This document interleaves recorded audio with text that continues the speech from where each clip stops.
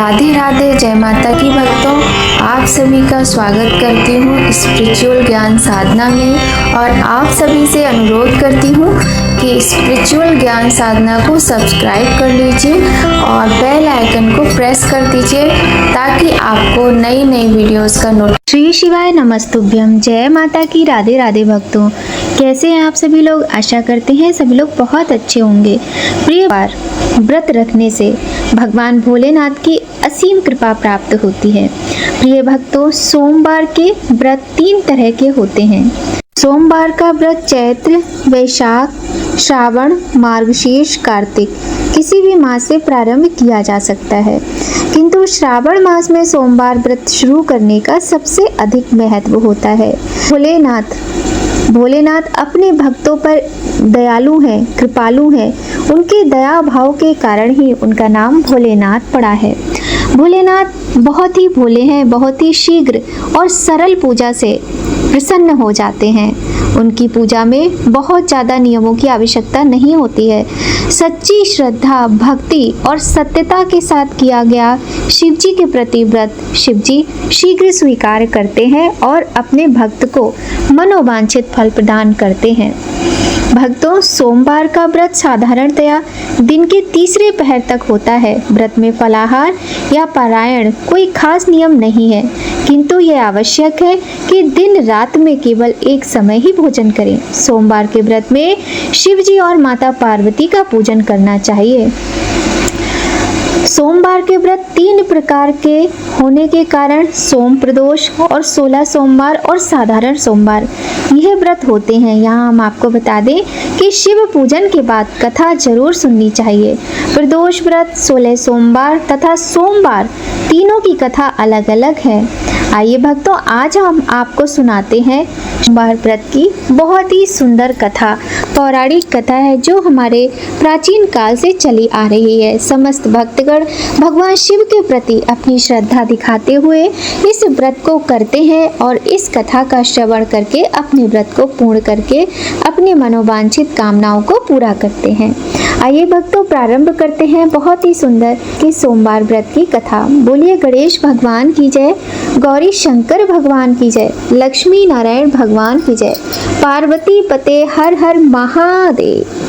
सभी श्रद्धालु भक्तगणों से हाथ जोड़कर अनुरोध है कि आप सभी भक्तजन बड़े ही श्रद्धा और प्रेम के साथ इस सुंदर कथा का श्रवण करें।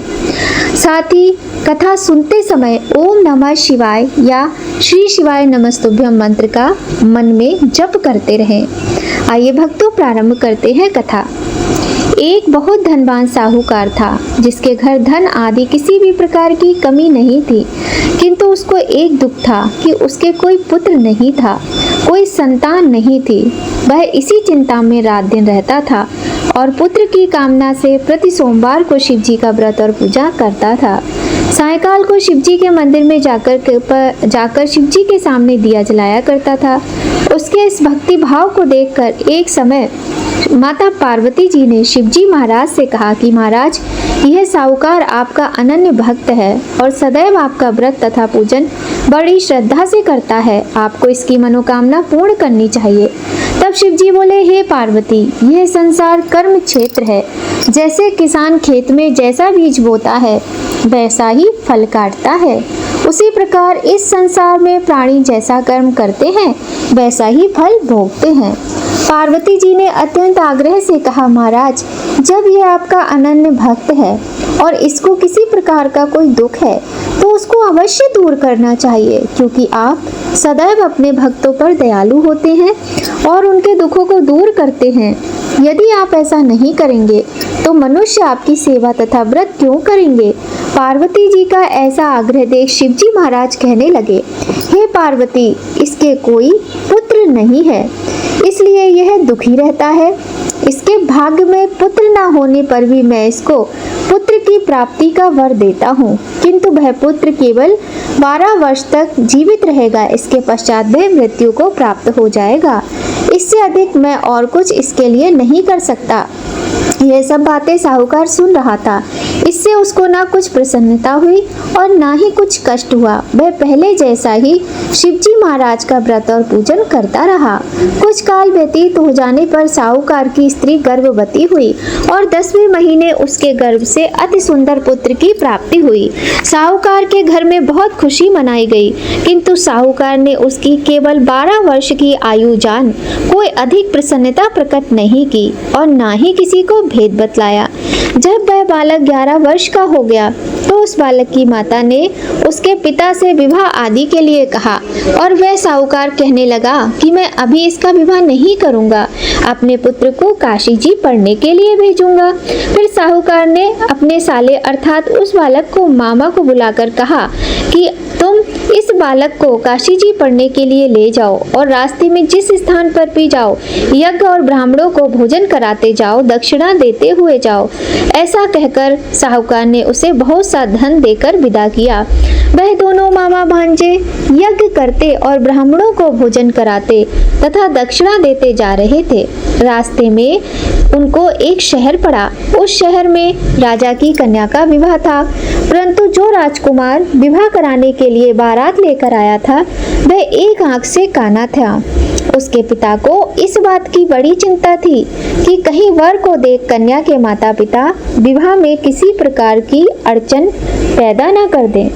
इस कारण जब उसने अति सुंदर सेठ के लड़के को देखा तो मन में विचार किया कि क्यों ना द्वार 4 के समय इस लड़के से वर का काम चलाया जाए। ऐसा विचार कर वर के पिता ने उस लड़के और उसके मामा से बात की तो वे राजी हो गए। फिर उस लड़के को वर के कपड़े पहनाकर घोड़ी पर चढ़ाकर दरवाजे पर ले गए और सभी कार्य प्रसन्नता से पूर्ण हो गए। फिर वर के पिता ने सोचा कि यदि विवाह कार्य भी इसी लड़के से करा लिया जाए तो क्या बुराई है। ऐसा विचार कर लड़के और उसके मामा से कहा, यदि आप फेरों का और कन्यादान का काम भी करा दें तो आपकी बड़ी कृपा होगी और हम इसके बदले में आपको बहुत कुछ धन दे देंगे। उन्होंने भी स्वीकार कर लिया। अब विवाह कार्य भी बहुत अच्छी तरह से संपन्न हो गया। परंतु जिस समय लड़का जाने लगा तो उसने राजकुमारी की चुंदरी के पल्ले पर लिख दिया कि तेरा विवाह तो मेरे साथ हुआ है, परंतु जिस राजकुमार के साथ तुमको भेजेंगे वह एक आंख से काना है और मैं काशी जी पढ़ने जा रहा हूँ। लड़के के जाने के पश्चात राजकुमारी ने जब अपनी चुनरी पर ऐसा लिखा हुआ पाया तो उसने काने राजकुमार के साथ जाने से मना कर दिया और कहा कि यह मेरा पति नहीं है, मेरा विवाह इसके साथ नहीं हुआ है। जिसके साथ मेरा विवाह हुआ है वह तो काशी जी पढ़ने गया है। राजकुमारी के माता पिता ने अपनी कन्या को विदा नहीं किया और बारात वापस चली गई। उधर वह सेठ का लड़का और उसका मामा काशी जी पहुंच गए। वहां जाकर उन्होंने यज्ञ करना और लड़के ने पढ़ना शुरू कर दिया। जब लड़के की आयु 12 साल की हो गई तब एक दिन उन्होंने यज्ञ रचा रखा था। लड़के ने अपने मामा से कहा, मामा जी आज मेरी तबीयत कुछ ठीक नहीं है। मामा ने कहा, अंदर जाकर सो जाओ। लड़का अंदर जाकर सो गया और थोड़ी देर में उसके प्राण निकल गए। जब उसके मामा ने आकर देखा कि वह तो मृत पड़ा है तो उसको बड़ा दुख हुआ और उसने सोचा कि अगर मैं अभी रोना पीटना मचा दूंगा तो यज्ञ का कार्य अधूरा रह जाएगा। अतः उसने जल्दी से यज्ञ का कार्य समाप्त कर ब्राह्मणों के जाने के बाद रोना पीटना आरंभ कर दिया। संयोगवश उसी समय शिव और माता पार्वती जी उधर से जा रहे थे। जब उन्होंने जोर जोर से रोने की आवाज सुनी तो पार्वती जी कहने लगी, महाराज कोई दुखिया रो रहा है, इसके कष्ट को दूर कीजिए। जब शिव पार्वती ने जाकर देखा तो वहां एक लड़का मृत पड़ा था। पार्वती जी कहने लगी, महाराज यह तो उसी सेठ का लड़का है जो आपके वरदान से हुआ था। शिव जी कहने लगे, हे पार्वती आयु इसकी इतनी ही थी जो कि यह भोग चुका। माता पार्वती जी ने कहा, हे महाराज, इस बालक को कृपा करके और आयु दो, नहीं तो इसके माता पिता तड़प तड़प कर मर जाएंगे। पार्वती जी के बार बार आग्रह करने पर शिवजी ने उस लड़के को जीवन दान दिया और शिवजी महाराज की कृपा से लड़का जीवित हो गया। शिव पार्वती जी कैलाश चले गए। शिक्षा पूर्ण होने पर वह लड़का और उसका मामा उसी प्रकार यज्ञ करते तथा ब्राह्मणों को भोजन कराते तथा दक्षिणा देते अपने घर की ओर चल पड़े। रास्ते में उसी शहर में आए जहां उसका विवाह हुआ था। वहां पर आकर उन्होंने यज्ञ आरंभ कर दिया तो उस लड़के के ससुर ने उसको पहचान लिया और अपने महल में ले जाकर उसकी बहुत खातिर की। साथ ही बहुत सारे दास दासियों सहित आदर पूर्वक लड़की और जमाई को विदा किया। जब वह अपने शहर के निकट आए तो मामा ने कहा कि मैं पहले तुम्हारे घर जाकर खबर कराता हूँ। जब उस लड़के का मामा घर पहुँचा तो लड़के के माता पिता घर की छत पर बैठे हुए थे और उन्होंने यह प्रण कर रखा था कि यदि हमारा पुत्र सकुशल लौट आया तो हम राजी खुशी नीचे आ जाएंगे, नहीं तो छत से गिरकर अपने प्राण खो देंगे।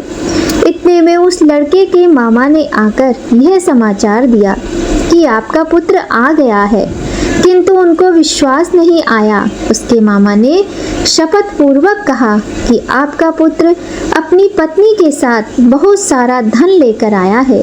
तो सेठ ने आनंद के साथ उसका स्वागत किया और सब बड़ी प्रसन्नता के साथ रहने लगे। बोलिए गौरी शंकर भगवान की जय। इसलिए कोई भी सोमवार के व्रत को धारण करता है अथवा इस कथा को पढ़ता या सुनता है, उसकी समस्त मनोकामनाएं पूर्ण होती हैं तथा इस लोक में सुख भोग कर अंत में सदाशिव के लोक को प्राप्त होता है। आइए भक्तों, अब भगवान शिव को प्रिय लगने वाला, भगवान शिव को प्रसन्न करने वाले लिंगाष्टकम स्तोत्र का पाठ करते हैं। ब्रह्मा मुरारी सुरार्चित लिंगम, निर्मल भासित शोभित लिंगम, जन्मज दुख विनाशक लिंगम, तत्प्रणमामि सदा शिवलिंगम। देव मुनि प्रवरार्चित लिंगम, कामदहम करुणाकर लिंगम, रावण दर्प विनाशन लिंगम, तत्प्रणमामि सदा शिवलिंगम। सर्व सुगंधि सुलेपित लिंगम, बुद्धि विवर्धन कारण लिंगम, सिद्धि सुरासुर बंदित लिंगम, तत्प्रणमामि सदा शिवलिंगम। कनक महामणि भूषित लिंगम, फड़पति वेष्टित शोभित लिंगम, दक्ष सुयज्ञ विनाशन लिंगम, तत्प्रणमामि सदा शिवलिंगम। कुंकुम चंदन लेपित लिंगम, पद पंकज हार सुशोभित लिंगम, संचित पाप विनाशन लिंगम, तत्प्रणमामि सदा शिवलिंगम। देवगणार्चित सेवित लिंगम, भावर भक्ति विरेचा लिंगम, दिनकर कोटि प्रभाकर लिंगम, तत्प्रणमामि सदा शिवलिंगम। अष्टदलों परिवेष्टित लिंगम, सर्व समुद्भव कारण लिंगम, अष्ट दरिद्र विनाशित लिंगम, तत्प्रणमामि सदा शिवलिंगम। सुर गुरु सुरवर सुपूजित लिंगम, सुरवन पुष्प सदार्चित लिंगम, परात परम परमात्मक लिंगम, तत्प्रणमामि सदा शिवलिंगम। लिंगाष्टकमिदं पुण्यं या पठेत शिव सन्निधौ शिवलोकम वाप्नोति शिवेन से मोदते। बोलिए भोलेनाथ बाबा की जय, माता पार्वती की जय। आइए भक्तों, बड़े ही प्रेम से अब करते हैं भगवान की सुंदर आरती। शीश गंग अर्धांग पार्वती सदा विराजत कैलाशी, नंदी भृंगी नृत्य करते हैं गुण भक्तन शिव की दासी।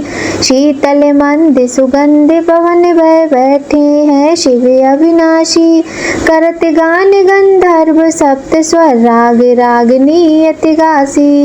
यक्ष रक्ष भैरव जहाँ डोलत बोलत हैं बन के वासी, कोई कोयल शब्द सुनावत सुंदर भ्रमर करते हैं गुंजासी। कल्प द्रुम अरु पारिजात तरु लाग रहे हैं लक्षासी। सूर्यकांत सम पर्वत शोभित चंद्रकांत अपनी वासी। छहो ऋतु नित फलत रहते हैं पुष्प चढ़ते हैं वर्षासी। देव मुनि जन की वीर पड़ते हैं निगम रहत जो नित गासी। ब्रह्मा विष्णु ध्यान धरते हैं कछु शिव हमको करमासी।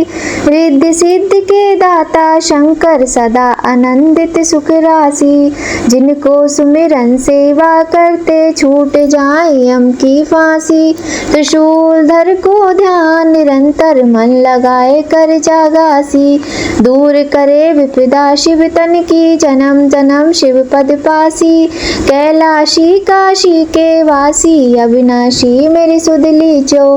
सेवक जान सदा चरणन को आपन जान दर्श दीजो। तुम तो प्रभु जी सदा सियाने अवगुण मेरे सब ढकियो। सब अपराध क्षमा कर शिव जी किंकर की विनती सुनियो। सब अपराध क्षमा कर शिव जी किंकर की विनती सुनियो। सब अपराध क्षमा कर शिव जी किंकर की विनती सुनियो। प्रिय भक्तों, आज की इस सुंदर वीडियो में अब यहीं पर आज की वीडियो का समापन होता है। आप सभी पर गौरी शंकर की कृपा बनी रहे, इसी कामना के साथ भक्तों, जय माता की। राधे राधे। हर हर महादेव।